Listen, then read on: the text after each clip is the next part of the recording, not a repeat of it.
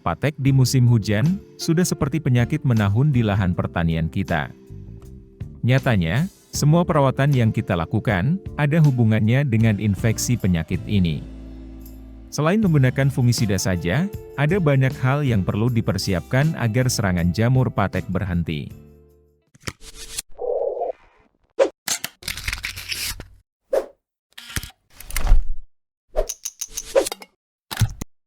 Antraknosa biasanya menyerang secara masif saat tanaman berbuah, maka disarankan untuk meningkatkan pemberian hara berupa kalsium dan fosfat di saat tanaman menjelang berbunga. Untuk pemupukan akar, bisa dengan pupuk MKP. Contoh produk yang tidak asing di telinga kita adalah MKP Paktani dan MKP Mutiara. Dalam dua pupuk ini kandungannya sama. Harganya sekitar Rp60.000 per kilo. Untuk tanaman cabai, aplikasinya bisa sebagai pupuk akar atau pupuk daun. Untuk pemupukan akar, dosisnya sekitar 4 gram per lubang, atau sekitar 1 sendok teh. Karena di sini konteksnya musim hujan, maka baiknya pemupukan dilakukan dengan cara tugal. Tapi jangan lupa untuk ditutup tipis-tipis dengan tanah agar tidak tercuci oleh air hujan.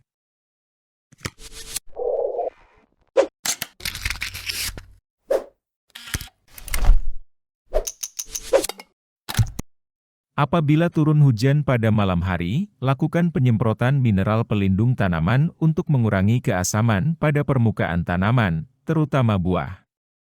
Hubungannya dengan daun, juga akan mengurangi keasaman pada lapisan daun, sehingga mengurangi kemungkinan terjadinya infeksi penyakit. Contoh produknya adalah Cover WP. Satu bungkus kemasan 1 kg harganya sekitar 70 ribuan. Selain Cover WP, pilihan lain produknya adalah Cleanop WP. 500 gram harganya sekitar 40 ribuan. Fungsi mineral pelindung tanaman ini, untuk mengkondisikan permukaan tanaman agar tidak menjadi media tumbuh yang kondusif bagi patogen. Juga sebagai pH buffer untuk menetralisir keasaman pada permukaan tanaman.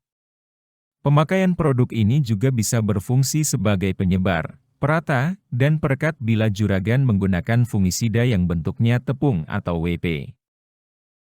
Mineral pelindung ini bila digunakan untuk pencegahan serangan jamur pada daun, dosisnya 2 gram per liter disemprot merata. Kalau pada buah, dosisnya 4 gram per liter air.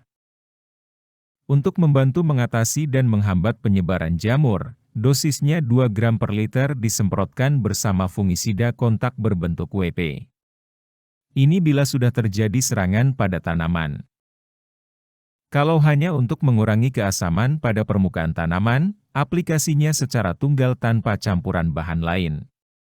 Disemprotkan setelah hujan malam hari, dengan dosis 2-4 gram per liter.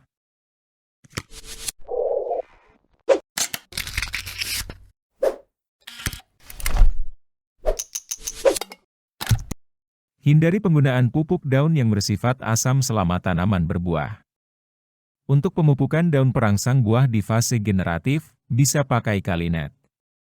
Yang pH-nya sudah 7,5. Maka ketika membeli pupuk, perhatikan juga pH-nya. Jangan sampai ketika di musim hujan, setelah pemupukan justru kondisi tanaman dalam keadaan yang asam.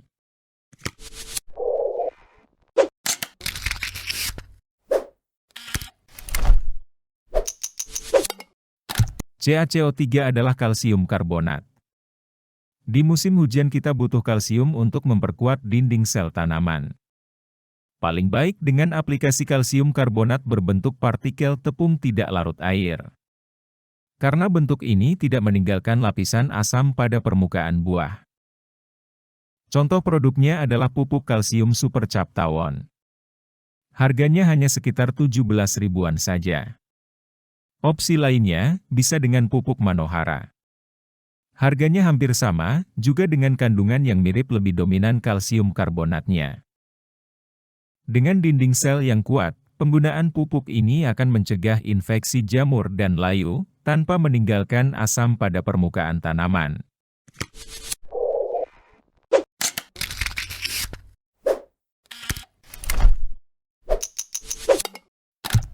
Gunakan fungisida protektif berbahan aktif tembaga hidroksida. Mengapa fungisida tembaga yang direkomendasikan?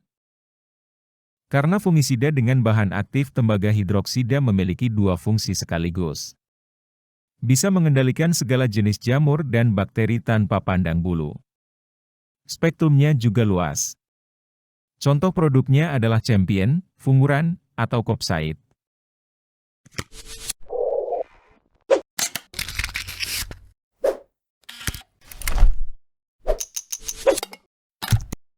Busuk buah cabai juga bisa disebabkan oleh lalat buah.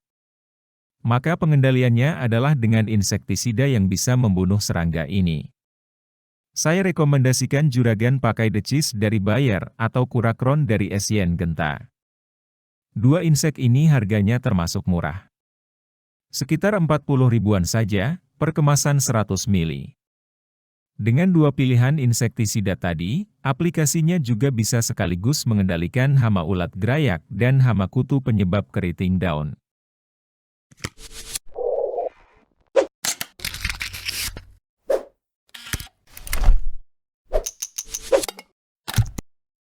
Pengendalian kuratif dilakukan apabila tanaman sudah terserang antraknosa. Kemungkinan serangan bisa terjadi karena kurang dilakukannya pengendalian preventif sebelumnya. Maka apabila sudah terlanjur ada serangan patek, untuk pengendalian yang lebih cepat ada dua senjata. Pengendalian akan lebih cepat jika aplikasi fungisida kontak dikombinasikan dengan sistemik. Fungisida kontak yang direkomendasikan berbahan aktif tembaga hidroksida dengan dicampur mineral pelindung tanaman tadi. Rekomendasi ini tidak wajib ya juragan. Pakai dakonil juga bisa. Sedangkan untuk fungisida sistemik, bisa pakai yang berbahan aktif benomil seperti benlos, metiltiofanat misal topsin, metalaxil seperti besromil, dimetomorf seperti akrobat, difenokonazol seperti amistartop, atau tebukonazol seperti nativo. Selama melakukan tindakan kuratif ini, langkah-langkah seperti dalam pengendalian preventif tetap harus dilakukan untuk menangkal serangan yang berkelanjutan.